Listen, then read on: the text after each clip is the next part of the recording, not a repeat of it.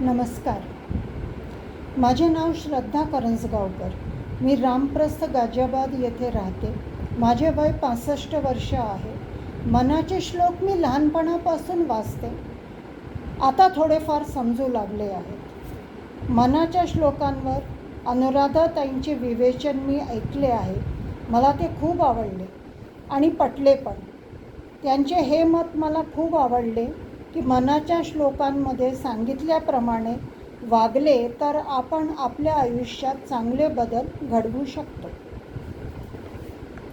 मनाच्या श्लोकांवर आधारित जागतिक स्तरावर ऑनलाईन स्पर्धेत मी पहिल्यांदाच भाग घेत आहे. मी निवडलेला श्लोक आहे श्लोक क्रमांक 3. प्रभाते मनी राम चिंतित जावा, पुढे वैखरी राम आधी वदावा. सदाचार हा थोर सांडून येतो, जनी तोचितो मानवी धन्य होतो.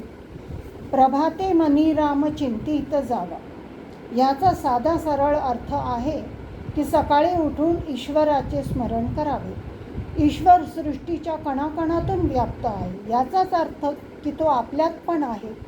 आपल्यात असलेल्या ह्या ईश्वराचे स्मरण करणे, शुभचिंतन करणे, त्याला प्रसन्न करणे हे सकाळी उठून मुख्य काम असावे. आपल्यात असलेल्या या देवाचे मंदिर म्हणजे आपले हे शरीर. तर देवाच्या या मंदिराला स्वच्छ आणि स्वस्थ ठेवणं ही पण आपली जबाबदारी. यासाठी आपली जीवनचर्या निर्मित ठेवणं, अर्थात वेळेवर उठणं, वेळेवर झोपणं, व्यायाम करणं, ताजे पौष्टिक फळ वगैरे संतुलित आहार घेणं, काही रोग असल्यास पथ्य पाळणं, औषध घेणं हे सगळं आवश्यक आहे. बरं, राम शब्दाचा एक अर्थ सत्यसार्थक, पण कुठल्या योजनेत किंवा प्रस्तावात काही सार्थकता नसेल तर आपण म्हणतो ना की यात काही राम नाही. अर्थात सकाळी उठून आपल्या जीवनाबद्दल काही सार्थक विचार करावा. बरं, आपण मनुष्य, आपल्या हातून काहीतरी चुका घडतात, साहजिक आहे. पण म्हणतात ना, जब जागो तभी सवेरा. म्हणजे आपल्या काही चुका झाल्या असतील तर त्यांना समजून त्यांना दुरुस्त करण्याचा प्रयत्न हे पण करणं आवश्यक आहे.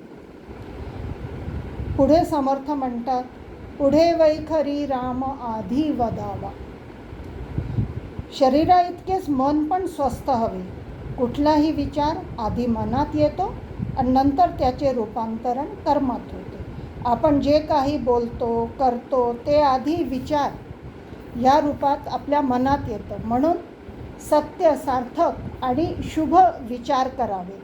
बोलताना शब्दांचा जाणीवपूर्वक वापर करावा. जसं लहान मूल पायऱ्यांवर घाईघाईने चढ उतर करत असेल तर त्याला धडपडू नको म्हणण्यापेक्षा सांभाळून चाल म्हणणे हे केव्हाही योग्य न. खैर, या गोष्टी सवयीने, अभ्यासाने निर्माण होतात. पुढे समर्थ सांगतात, सदाचार हा थोर सांडून येतो. सदाचार म्हणजे सदाचार, चांगले वागणे. अर्थात असे वागणे ज्यामुळे आपले आणि समाजाचे भले होईल.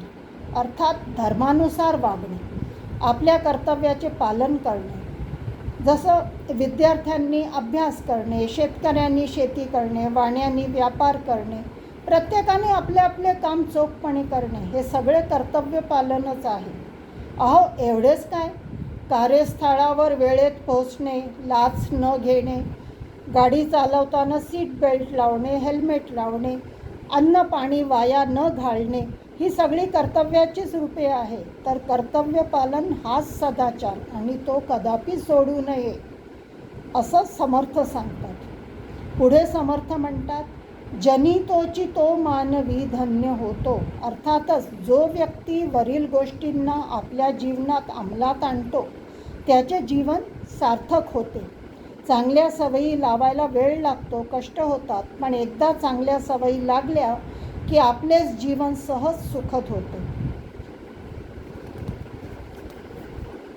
माझ्या आजीनी घरात सर्वांना लवकर उठायची सवय लावली होती. दुसऱ्या दिवशी जी कामं करायची असतील त्याची थोडीफार तयारी आदल्या दिवशी करून ठेवण्याची सवय लावली होती. तर ह्या गोष्टींचा फायदा आम्हाला आता नक्कीच होतो. कारण सकाळी लवकर उठलं की कामं लवकर निपटतात. थोडी तयारी आधी केलेली असली तर आणखीन आपल्याला वेळ कमी लागतो. तर समर्थांनी हा जो शिकवलेला श्लोक आहे हा जीवनात मला फार उपयोगी पडला आहे. एवढं सांगून मी आपल्या वाणीला विराम देते. जय जय रघुवीर समर्थ.